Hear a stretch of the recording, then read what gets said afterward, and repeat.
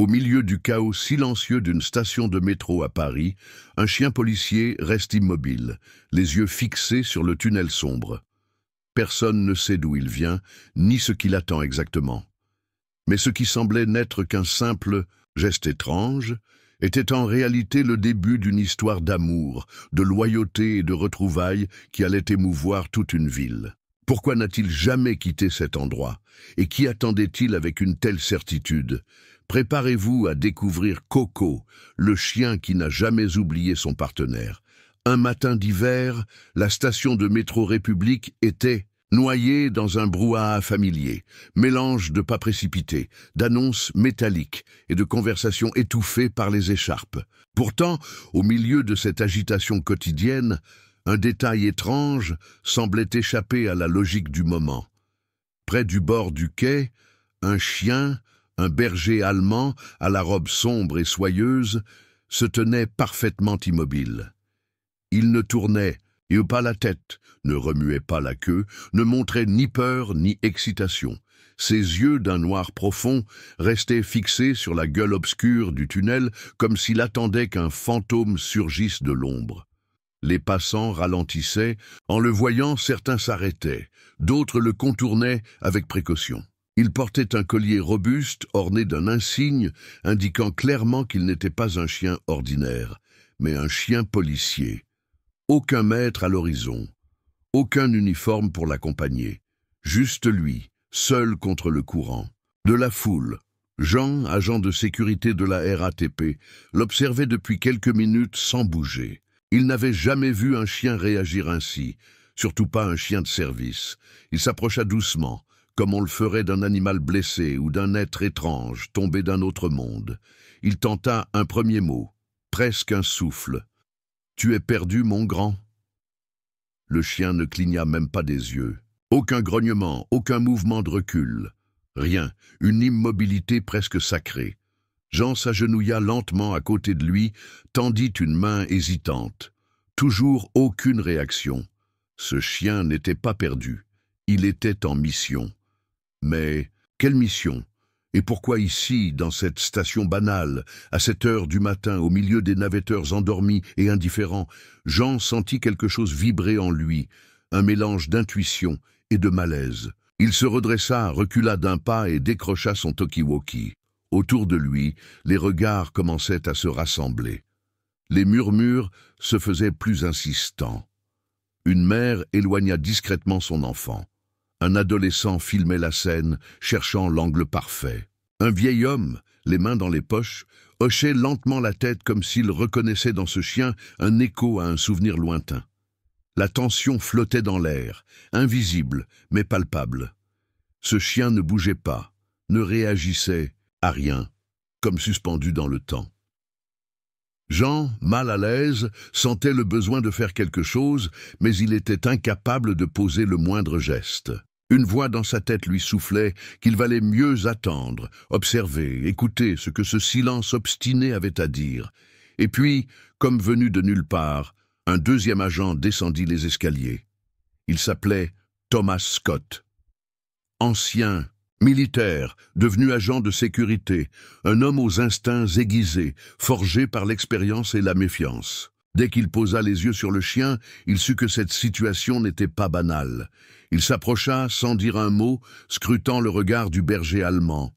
Ce regard n'était pas vide, il était habité, chargé de quelque chose de trop grand pour être compris immédiatement.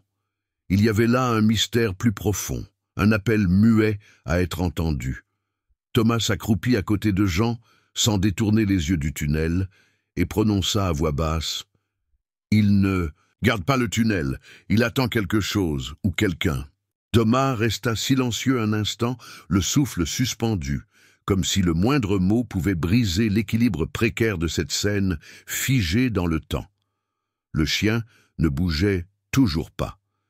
Il ne semblait pas fatigué, ni même distrait. Il était totalement présent, ancré dans cet instant précis, les muscles tendus sous son pelage sombre, les oreilles à l'affût du moindre son, comme s'il attendait un signal inaudible aux autres. Thomas se releva lentement, le regard toujours fixé sur l'animal. Il connaissait ce genre de comportement. Ce n'était pas de la peur, ni de la confusion. C'était de la concentration, de la loyauté, une attente pleine de sens. Mais pourquoi? Et surtout, pour qui? Dans le brouillard de ses pensées, une sensation étrange le traversa, celle d'être au seuil d'un mystère bien plus profond qu'il n'y paraissait.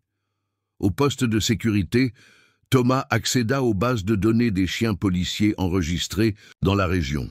Il parcourut les noms, les affectations, les dernières interventions. Rien ne correspondait. Aucun chien ne manquait à l'appel. Aucun signalement de disparition. Pourtant, ce collier, cet insigne, ce regard, tout indiquait que ce chien n'était pas un errant, une anomalie parmi les chiffres, une faille dans les registres. Thomas appela un collègue de la brigade cynophile. La voix à l'autre bout de la ligne hésita un instant, puis prononça un nom presque oublié, Coco. Le silence se fit dans la pièce. Coco, disparu en mission 3 ans plus tôt, supposé mort, égaré dans une opération classée sans suite. Son maître, Vincent, gravement blessé, avait été mis en arrêt définitif. Thomas sentit une vague glacée parcourir son dos. Ce chien-là, ce regard-là, ne pouvait appartenir qu'à un seul être. Revenant sur le quai, Thomas croisa le regard d'une femme âgée qui observait la scène à distance. Elle s'avança lentement, sans crainte, ses mouvements empreints d'une douceur maîtrisée. Ses cheveux gris s'échappèrent d'un foulard noué avec soin. Elle s'appelait Sophia, ancienne dresseuse de chiens policiers. Ses yeux rencontrèrent ceux du berger allemand. Et pendant une seconde, le temps sembla se replier sur lui-même. Elle murmura « Il n'a pas peur, il attend ». Thomas hocha la tête. Il le savait aussi maintenant. Mais ce que Sophia ajouta ensuite le frappa comme un éclair. Il attend son partenaire, celui qu'il n'a jamais cessé de chercher. Un frisson parcourut la colonne vertébrale de Thomas. La scène prenait une dimension nouvelle, presque sacrée. Ce n'était plus seulement un chien qui regardait un tunnel, mais un être vivant, fidèle à un lien invisible. Un pacte silencieux scellé par le feu de l'épreuve. Thomas savait désormais que cette histoire ne pouvait pas s'arrêter là. Il devait retrouver Vincent, comprendre ce qui les liait et percer le véritable mystère de cette attente déchirante. Car au fond du tunnel, il n'y avait peut-être pas seulement l'obscurité, mais le début d'une vérité enfouie que personne n'avait encore osé regarder en face. Dans le véhicule de service, le silence était presque solennel. Thomas conduisait sans un mot, les yeux fixés sur la route, alors que le chien reposait calmement sur la banquette arrière. Mais ce calme n'était pas un relâchement. C'était une présence pleine, lourde de signification. Coco gardait les yeux ouverts, la tête tournée vers la vitre, comme s'il savait exactement où il allait, comme si chaque tournant du trajet confirmait une intuition silencieuse qu'il portait en lui depuis des années. Thomas jetait de temps en temps un regard dans le rétroviseur, troublé par cette force tranquille. Il se souvenait des mots de Sophia, de ce regard rempli de certitude. Il attend son partenaire. Ces mots résonnaient en lui avec une intensité qu'il n'arrivait pas à expliquer. Ce chien que tout le monde croyait mort, que la police avait effacé de ses fichiers, venait de bouleverser l'ordre du réel avec une simple attente. À l'hôpital, le couloir semblait plus long que de coutume. Thomas marchait d'un pas lent, son souffle court, Coco trottant à ses côtés sans laisse, sans hésitation. Les infirmières se détournèrent sur leur passage, intriguées, parfois émues. La nouvelle avait déjà circulé dans le service. Un chien policier disparu, revenu des ombres, pour retrouver celui qu'il n'avait jamais cessé d'attendre. Devant la porte de la chambre 213, Thomas s'arrêta un instant, la main sur la poignée, comme pour ralentir le temps. Il se pencha vers Coco, le regard dans le sien. Aucun aboiement, aucune agitation. Le chien comprenait. Il était prêt. Thomas ouvrit doucement la porte. Vincent reposait là, affaibli, la peau pâle sous la lumière blanche, les yeux clos. Une machine émettait des bips réguliers. La pièce sentait l'aseptisé, la fatigue, les longues heures d'absence. Mais à l'instant où Coco franchit le seuil, tout changea. Le chien s'immobilisa, comme frappé par une reconnaissance immédiate. Vincent ouvrit les yeux, lentement, douloureusement. Son regard, encore embué de médicaments, balaya la pièce, jusqu'à ce qu'il le voie. Il resta un moment figé, incapable de parler. Ses lèvres tremblèrent, ses yeux s'élargirent. Il murmura « Coco ?» La voix n'était qu'un souffle. Coco s'avança, pas à pas, jusqu'au lit. Puis, d'un mouvement lent, solennel, il posa doucement sa tête contre la main affaiblie de son maître. Les secondes devinrent éternelles. Vincent ferma les yeux, et de ses doigts tremblants, il caressa le pelage dense et chaud. Aucun mot n'était nécessaire. Ce contact suffisait à tout dire, à tout réparer. Autour d'eux, le monde semblait s'être effacé. Même Thomas, pourtant témoin direct, se sentait absenté, comme s'il observait une scène venue d'un autre plan. Ce n'était plus un chien retrouvant son maître.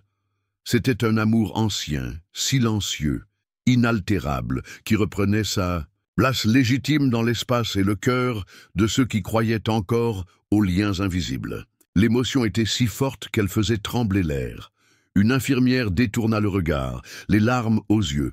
Vincent souffla dans un murmure brisé « Je ne t'ai jamais oublié ». Et dans ce souffle, il y avait toute une vie de douleur, d'attente et de promesse. Mais cette promesse venait d'être tenue. Et pourtant, quelque chose au fond de l'intuition de Thomas lui disait que cette histoire, aussi bouleversante soit-elle, ne faisait que frôler son poing « culminant ». Les jours qui suivirent cette réunion bouleversante prirent une tournure inattendue. L'histoire de Coco et Vincent, d'abord confinés au mur de l'hôpital, franchit les frontières des couloirs et se propagea comme une onde douce et puissante à travers la ville, puis au-delà. Les images capturées par une infirmière, ce chien posant la tête contre la main affaiblie de son partenaire, les larmes muettes de Vincent, le silence vibrant dans la chambre, firent le tour des réseaux sociaux, des journaux, des plateaux de télévision. Partout, les gens s'arrêtaient pour écouter cette histoire, non pas parce qu'elle était spectaculaire, mais parce qu'elle révélait une vérité rare et précieuse, celle d'un amour pur, sans attente ni condition. Vincent, malgré la douleur et la lenteur de sa convalescence, sentait en lui renaître une énergie qu'il croyait éteinte. Chaque matin, la présence de Coco à ses côtés devenait sa lumière. Le chien ne le quittait pas d'une semelle, et même dans les moments de faiblesse extrême, il suffisait d'un regard, d'un simple frôlement de museau contre sa main, pour que Vincent retrouve une étincelle de force. Les médecins eux-mêmes parlaient d'un miracle affectif, d'un lien capable de réactiver ce que les traitements ne parvenaient plus à éveiller. Et ce lien, visible et invisible, la foi faisait trembler les certitudes de tous ceux qui en étaient témoins. Puis vint le jour tant attendu, où Vincent put enfin quitter l'hôpital. Il marchait encore difficilement, appuyé sur une béquille, mais son regard était clair, plus vivant qu'il ne l'avait été depuis longtemps. À ses côtés, Coco avançait avec une grâce calme, sa démarche majestueuse, trahissant la fierté, silencieuse d'un gardien revenu au poste. Le commissariat, informé de leur retour, les attendait. Lorsque Vincent franchit les portes du bâtiment, une haie d'honneur improvisée se forma. Les collègues, d'abord silencieux, éclatèrent en applaudissements sincères. Certains essuyaient une larme discrète. Coco s'immobilisa devant l'entrée, leva la tête vers Vincent puis bondit dans ses bras avec une tendresse contenue, posant son front contre la poitrine de son ami. Personne n'osa briser cet instant. Tous ressentaient, au fond d'eux, qu'ils étaient témoins d'un moment rare, presque sacré. Quelques jours plus tard, une émission télévisée invita Vincent et Coco à raconter leur histoire. Ils n'avaient pas besoin de longs discours. Les images, les gestes, les silences parlaient pour eux. Le public leur offrit une ovation debout. Des enfants dans les écoles leur envoyèrent des dessins. Des anciens combattants leur adressèrent des lettres de soutien. Des familles en deuil puisèrent dans leurs récits une forme nouvelle d'espérance. Et pourtant, malgré toute cette lumière, malgré cette reconnaissance grandissante, Thomas, resté en retrait, ressentait au fond de lui une tension qu'il ne parvenait pas à dissiper. Il avait été témoin de la scène dans la station. Il avait vu le regard de Coco. Il avait senti la force de cette attente. Mais une question le hantait. Comment un chien avait-il pu survivre, seul, toutes ces années, et revenir avec une telle détermination sans jamais faillir à sa mission? Il y avait quelque chose de plus, quelque chose qu'aucune caméra n'avait encore capté, que personne n'avait encore osé explorer. Ce soir-là, alors que le soleil déclinait lentement sur les toits de Paris, Thomas se tenait à la fenêtre de son petit appartement, pensif, les bras croisés contre sa poitrine. Depuis la réapparition de Coco, il n'avait cessé de repasser les moindres détails dans sa tête, tentant de comprendre cette fidélité surnaturelle, ce lien presque mystique qui avait survécu au temps, à la douleur, à l'oubli.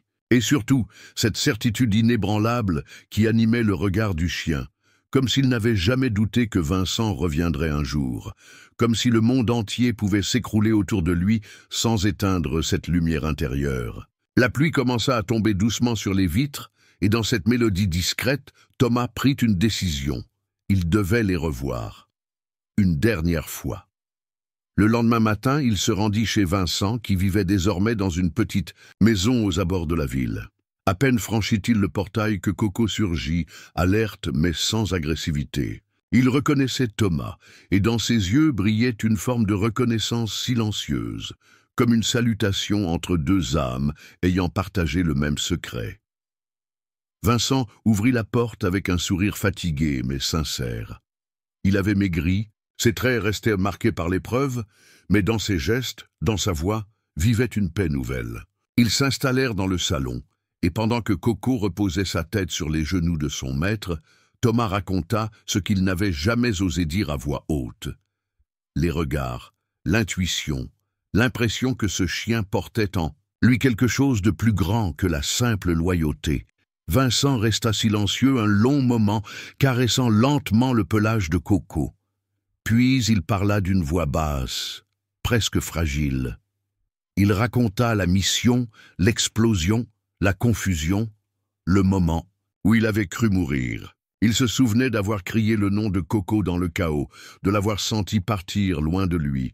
Et depuis ce jour, même entre les murs froids de l'hôpital, une seule pensée l'avait accompagné. S'il est vivant, il reviendra. Il n'avait jamais su pourquoi il en était si certain, mais il le ressentait dans sa chair. À cet instant, Coco releva la tête et fixa Thomas. Il y avait dans ce regard une forme d'adieu douce et solennelle, une énergie calme, comme si sa mission était enfin accomplie. Ce soir-là, pour la première fois depuis longtemps, Coco s'endormit sans tension.